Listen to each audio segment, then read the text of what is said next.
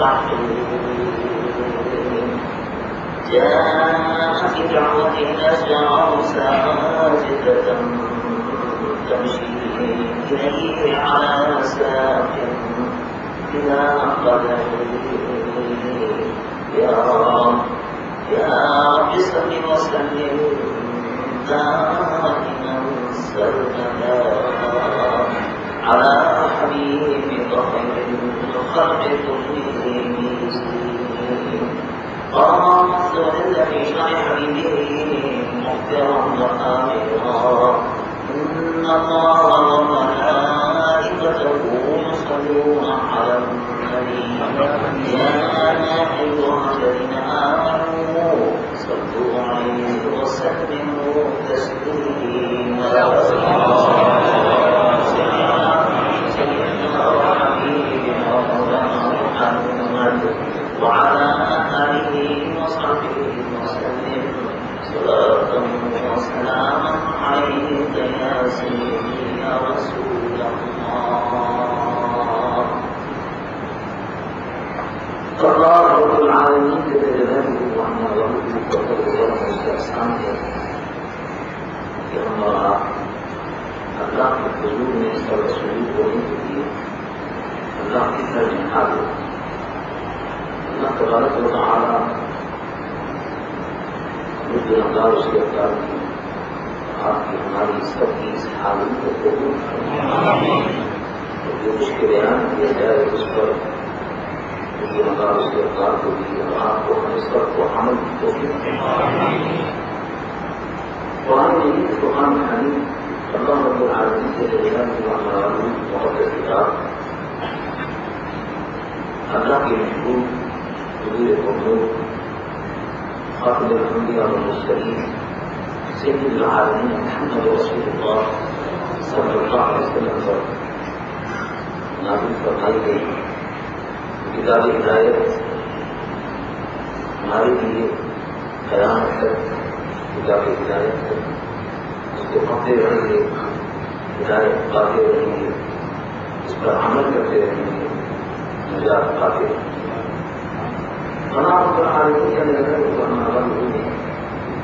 قرآن کی قرآن حمید نے ارشاد فرمایا کہ ایمان جو ہے یہ اللہ رب العالمین جو ہے قرآن کا بہت بڑا انعام ہے اور اہل ایمان کی اللہ رب العالمین جو ہے قرآن کو آزمائش فرما رہتا ہے اور آزمائش کے مختلف طریقے ہیں. آزمائش ہوتی ہے جان پر، آزمائش ہوتی ہے مال پر، آزمائش ہوتی ہے اولاد پر، آزمائش ہوتی ہے اہل و عیال پر، آزمائش ہوتی ہے سامان تجارت پر، آزمائش ہوتی ہے مختلف وہ وسائل انسان کو قبضے قدرت میں ان کی بھی آزمائش ہوتی ہے. کبھی اللہ رب العالمین کا فرماتا ہے کہ کبھی ان کو دے دیتا ہے اور پھر اپنے قبل کرم سے پھر عطا فرماتا ہے، پھر دے دیتا ہے اور آزمائش کا اس سلسلہ جاری کرتا ہے. آزمائش کی ضرورت اس لیے بھی آتی ہے کہ ہم نے اور آپ نے دیکھا اور اس کا فیصلہ کیا کہ کسی شخص نے جو یہ کہا کہ میرے پاس سونا ہے میں بیچنا چاہتا ہوں، ادارے میں آنکھ بند کر کے خریدار جو ہے گاہک جو ہے وہ آنکھ بند کر کے نہیں دیتا، اس سونے کو پرکھتا ہے اور پرکھنے کے بعد اس کی اصل قیمت جو وعدہ کر دیتا ہے. اللہ اور بلا تشکیل و تفصیل اللہ رب العالمین کے درجہ میں پڑھنا والوں کی پہلے ایمان کا امتحان ہوتی ہے اور اس امتحان کے جو پورے ہو کر کے مسائل اور مشکلات میں کھلے ہوئے دو مسائل اور مشکلات میں کھلے ہوئے دو جب ان مسائل پر صبر کرتے اور اللہ رب العالمین کی رحمت کے طلبگار ہوتے ہیں اور ہم اب اللہ کے شکر گزار بندے بن کر رہتے ہیں. پھر اللہ رب العالمین ان پر رحمت نازل فرماتا ہے اور اس آزمائش کے مرحلوں سے گزارتا ہے. اسی لیے قرآن حمید میں اللہ رب العالمین کے لیے ارشاد فرمایا کہ دعا مانگتے رہا کرو.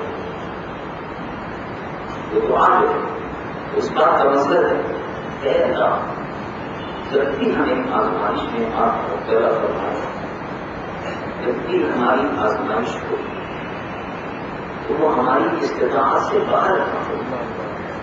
یعنی آزمائش جب ہو تو وہ ہماری استطاعت کے مطابق ہو جس کا ہم بار برداشت کر سکیں. جو برداشت سے باہر ہو وہ آزمائش ہماری نہ کیجیے، کیونکہ ہم اس قابل نہیں ہیں کہ ہم آزمائش پر پورے اتر سکیں. ہو سکتا ہے صبر کا دامن ہاتھ سے چھٹ جائے، زبان سے شکر ادا نہ ہو سکے، گاہی اور لفظش ہو جائے.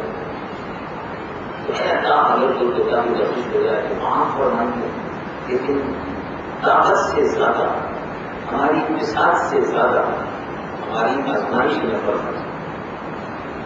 دعا کی تلقین کرو. رب العالمین جل جلالہ ہمارا ارشاد فرماتے ہیں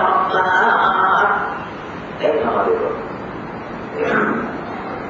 اے ہمارے رب، ربنا فلا تحملنا ما لا طاقة لنا به واعف عنا.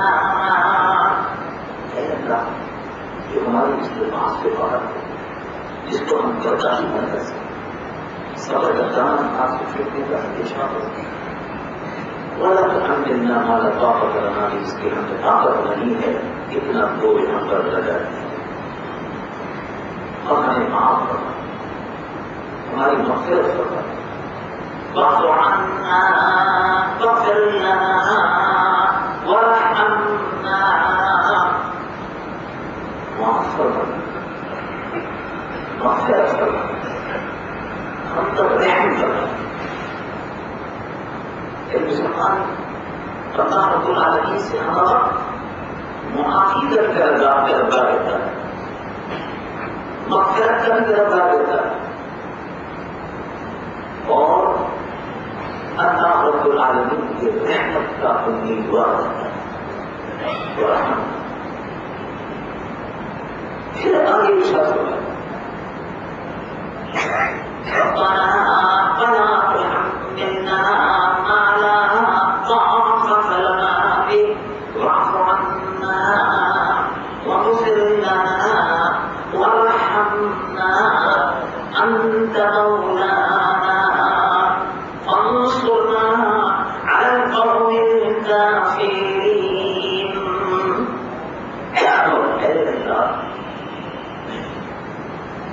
تو ہی ہمارا والی ہے، مولا، تو ہی ہمارا دوست ہے. مولا کے معنی والی ہے، دوست ہے. مولا کے معنی مالک ہے، مولا کے معنی خالق